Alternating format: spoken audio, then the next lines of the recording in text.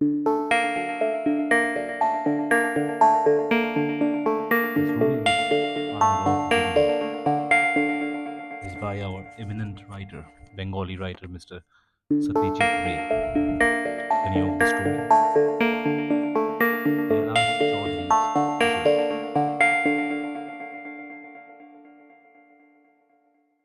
See, how you like my car?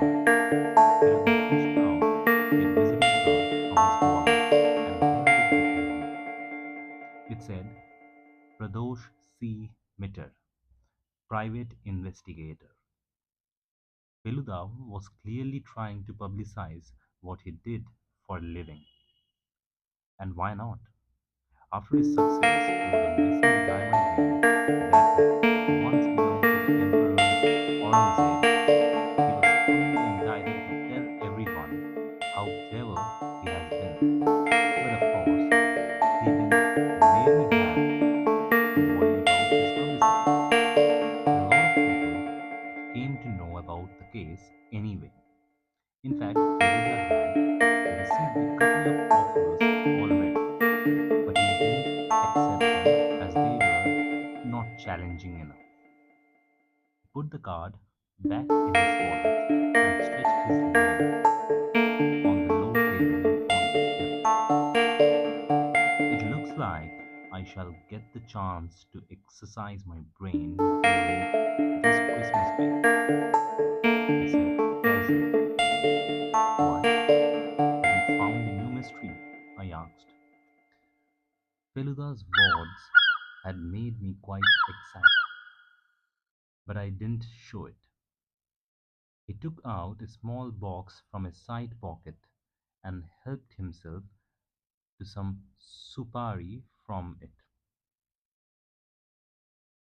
You appear greatly excited, he observed. What? How did he guess? Feluda explained even before I could ask. Are you wondering how I knew? It isn't always possible to hide your feelings.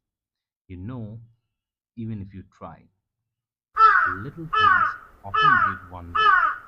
When I made that remark about working during this Christmas break, you were about to yawn. My words made you close your mouth abruptly. If you were truly indifferent to what I said, you would have finished your yawn in the usual way without breaking it off. Once again, I was startled by his powers of observation. Without being able to observe and take in even the minutest detail, no one can claim to be a detective. Feluda had often said to me, Sherlock Holmes has shown us the way. All we need to do is to follow him. You didn't tell me why you will need to exercise your brain, I reminded him. Have you heard of Kailash Chaudhary of Shampoo? No. There are so many famous people in our city. I cannot have heard all of them. I'm only 15. Feluda lit a cigarette. His family owned a lot of property in Rajshahi. They were Zamindars, but they also had property in Calcutta. So they moved here from after partition. Kailash Chaudhary is a lawyer.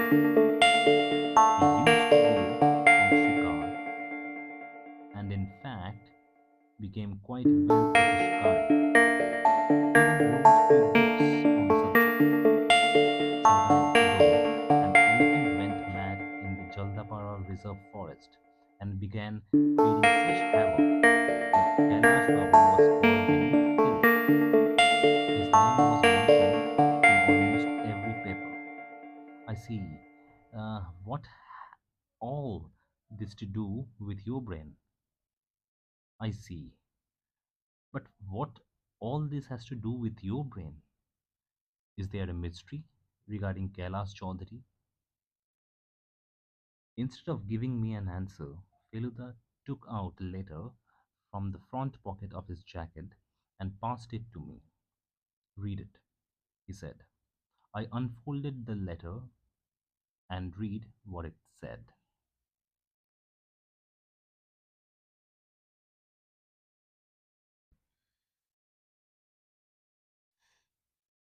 Dear Mr. Mitter, I decided to write to you after seeing your advertisement in the Amrit Bazar Patrika. It should be much obliged, pardon, I should be much obliged if you could come and meet me at the above address. At the above address. I'm sending this letter. I'm sending this letter by express delivery. It should therefore reach you tomorrow. I shall expect you by the day after. That is, on Saturday at 10 a.m. Yours sincerely, Kailash Chaudhary. But it's Saturday today, I exclaimed, and 9 o'clock already. You're improving every day. I'm very glad to note that you remember days and dates so well. A sudden doubt raised its head in my mind. This letter speaks only of meeting you, and what if he objects to an extra person?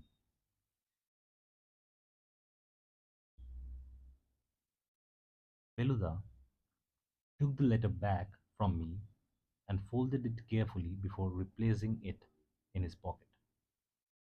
He should not, as you are a young boy. As you are a young boy, he might not see you as sufficiently important to object you. But if he does, we'll pack you off to another room. You can wait there while we finish our talk. My heart, my heart began beating faster. I had been wondering what to do in the Christmas holidays, and now it seemed as if I was in for a very interesting time.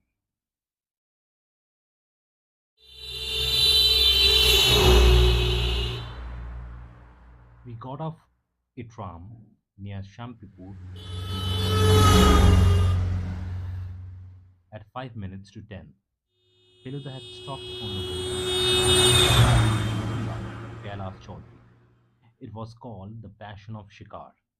He lived through it in the tram and said as we got down, God knows why a brave man like him needs to see a private detective. Kailash Chaudhary's house, 51 Shampoo Street, turned out to be a huge old mansion. A long drive led to the main house. There were gardens, marble statues, and a fountain.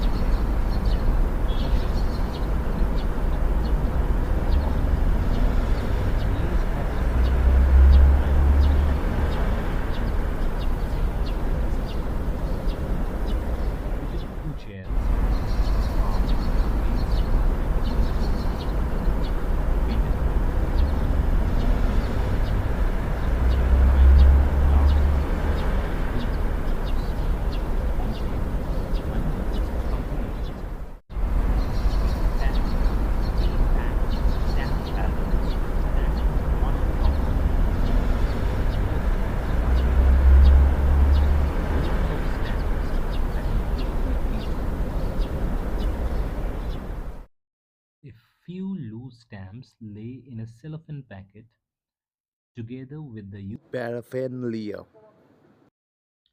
Now it was clear why the man who met us at the door was carrying a magnifying glass. He was obviously the collector of these stamps.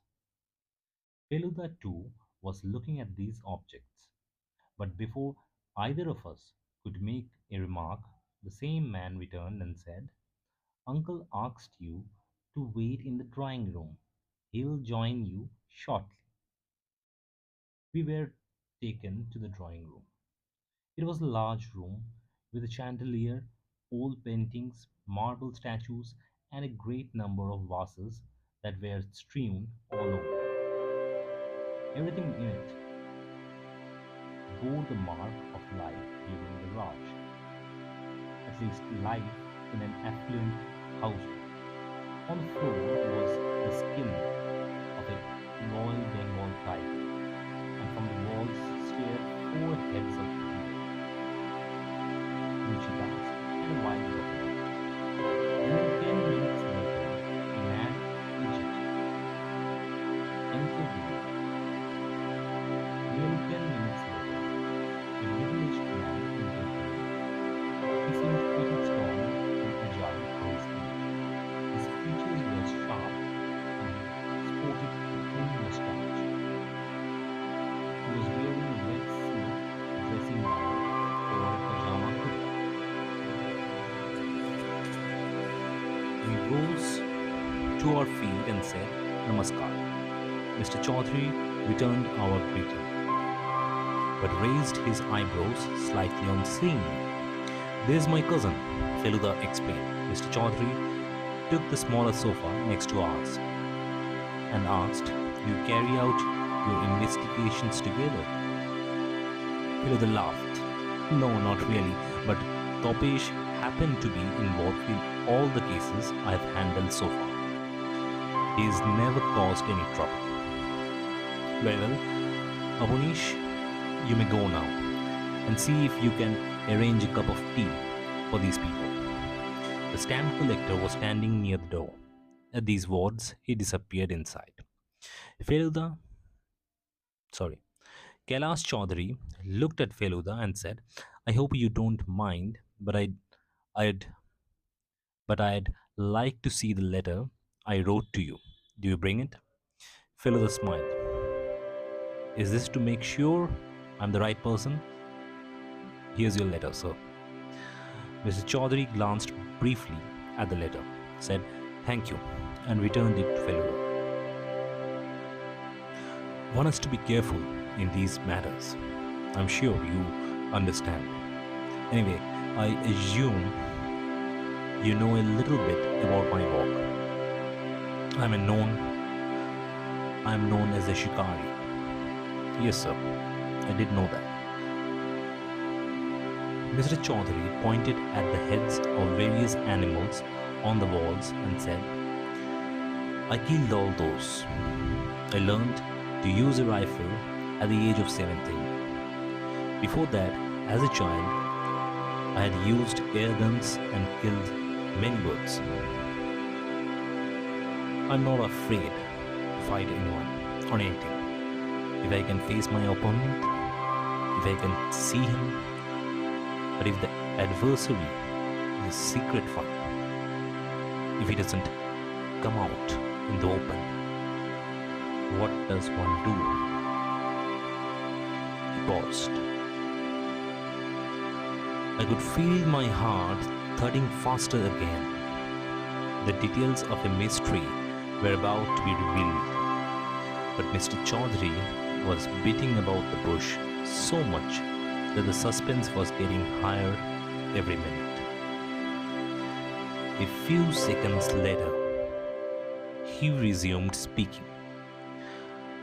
"I didn't expect you to be so young," he said. "How old are you?" 28. "I see. Well, I could have gone to the police, but I don't really have a lot of faith in them. Instead of helping, they usually make a total nuisance of themselves. Besides, I respect the young, so you may well be in the right person. So you will, so you may well be the right person for the right job. So you well me, so you may well be the right person for the job. I think an old head on young shoulders can achieve a lot more than an entire police force. He paused again. Feluda seized this opportunity to ask quickly if he could tell me what the problem is. Silently, Mr. Chaudhary took out a piece of paper from his pocket and passed it to Feluda. See what you can make of it, he said. Feluda unfolded it. I leaned across and read what was written on it. Do not make things worse for yourself. You must return what does not belong to you. Go to Victoria Memorial on Monday and leave it under the first plant of the first row of lilies that faces the south gate. This must be done by 4 p.m. Do not try to inform the police or go to a detective. If you do, you will end up exactly like the animals you killed on your shikar.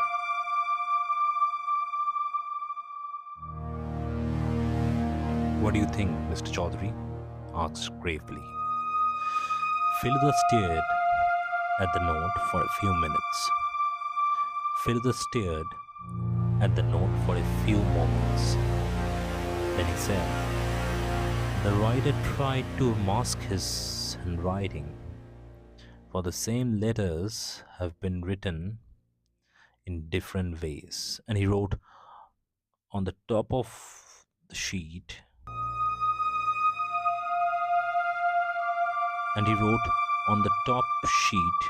of a new pad.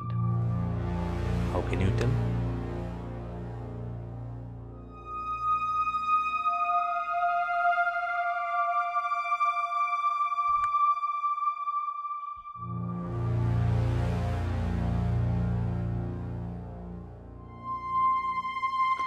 If you write on a notepad, the leaves below the top one always carry a faint impression of what is written on the upper sheet. It may not be legible, but it is there. This sheet is absolutely smooth. Very good. Can you tell anything else? No, it's impossible to say anything more simply by looking at it. Did this arrive by post? Yes, the postmark said Park Street Post Office. I got this note 3 days ago. Today is Saturday, the 20th. Feluda returned the note to Mr. Chaudhary and said, I would now like to ask you a few questions, if I may. You see, I know nothing about your life, except the tales of shikar that you wrote.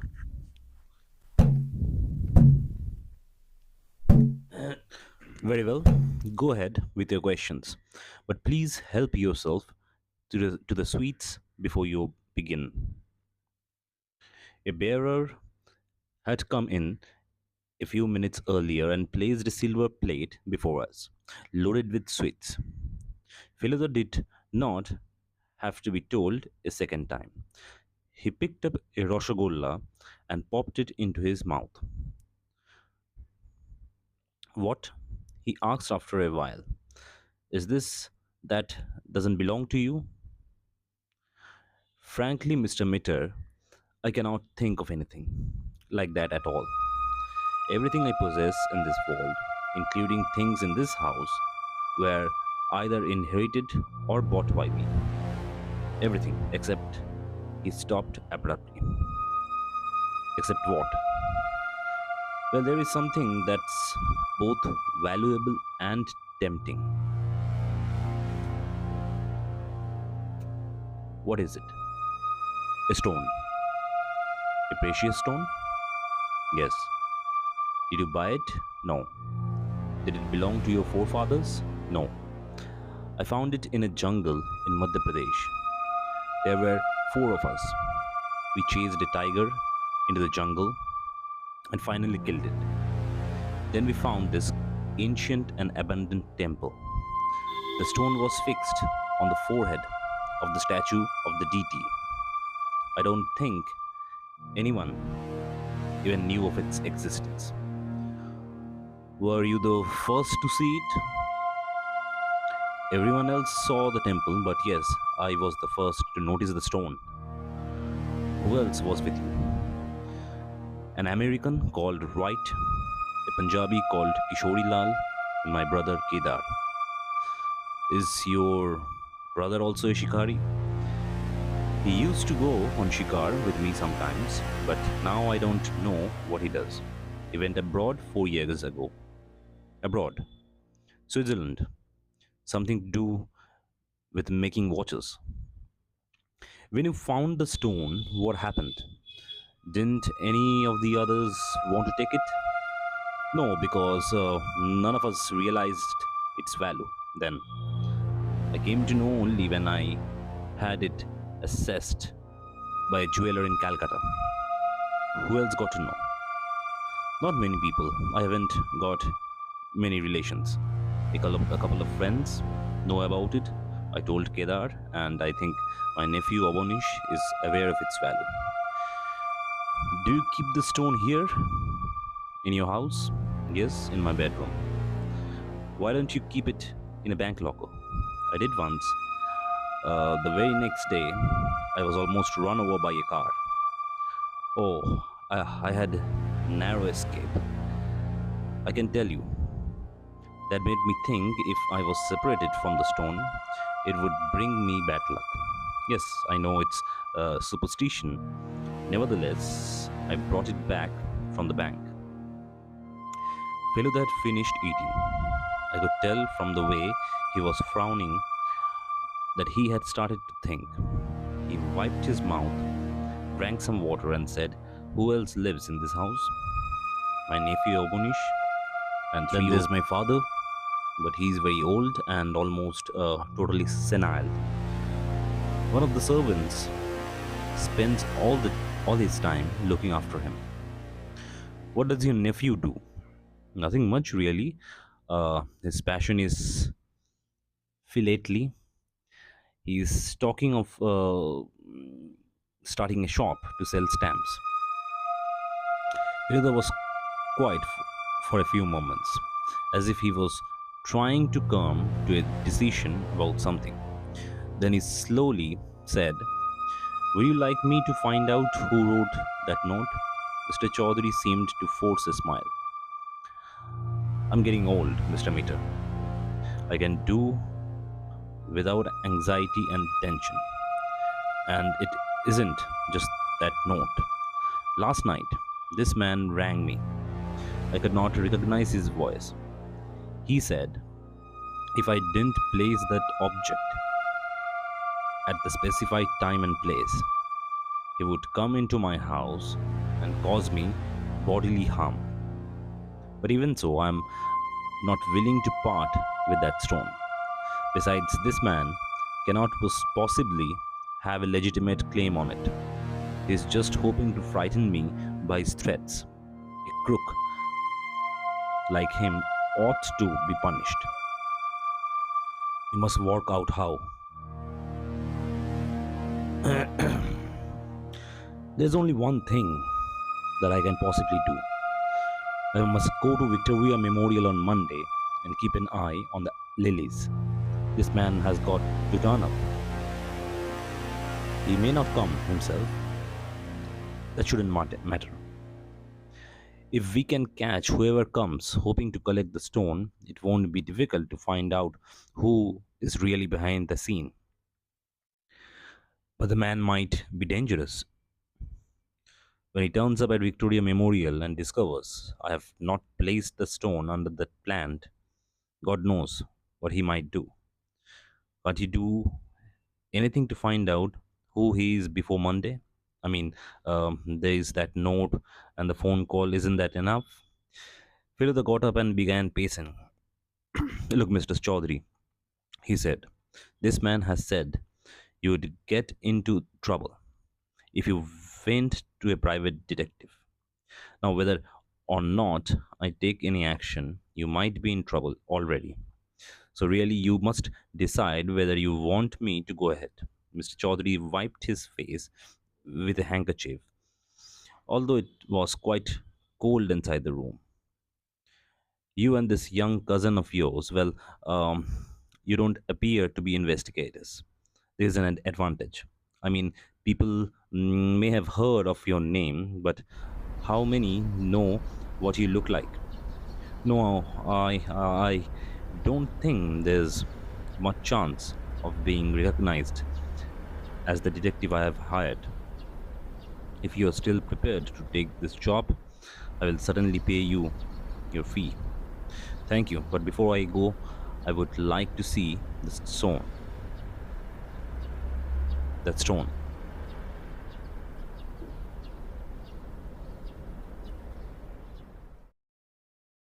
Sure. All of us got up. The stone was kept in the wardrobe in his bedroom. Mr. Chaudhary said we followed him upstairs. A marble staircase went up to the first floor, ending at end of a long dark corridor. There were rooms on the either side of the corridor. I did not actually count them, but at a guess there were at least 10 rooms. Some of them were locked. There was no one inside.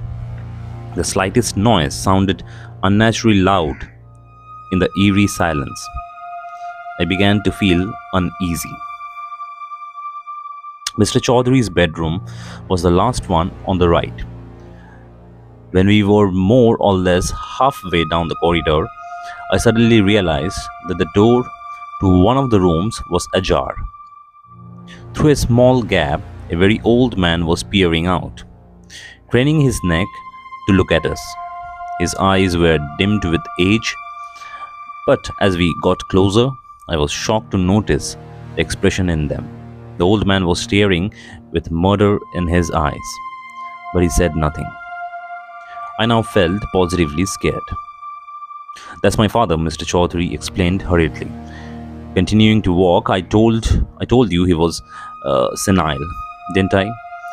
He keeps peeping out of the doors and windows, and he thinks everyone neglects him. That's why he looks so cross most of the time. But I can assure you, every effort is made to make sure he is all right. The bedroom had a huge, high bed, and the wardrobe was next to it. Mr. Chaudhary opened it, pulled out a drawer, and took out a small blue velvet box from it. I bought this box from a jeweler just to keep the stone in it, he informed us, and opened it. A glittering stone lay inside, about the size of a lychee, radiating a greenish blue light.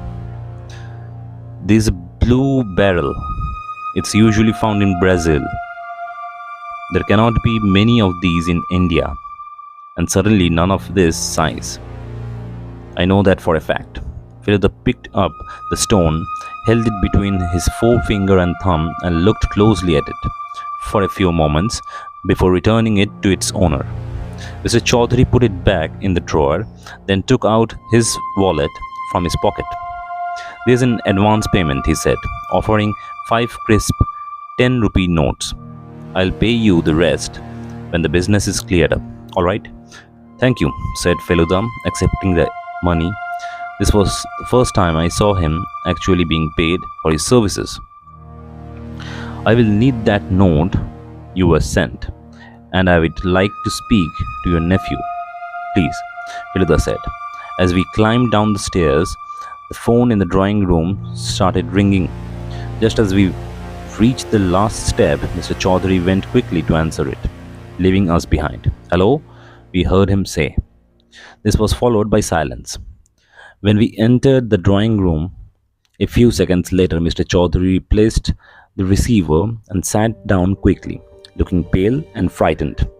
It it was that same voice, he whispered. What did it say? It simply repeated the same threat, but this time it was more specific. He actually said he wanted what I had found in that abandoned temple. Did he say anything else? No. And you didn't recognize the voice? No. All I can say is that it was a most unpleasant voice. Maybe you would like to think again about taking on this case. Feluda smiled. I finished thinking, he replied.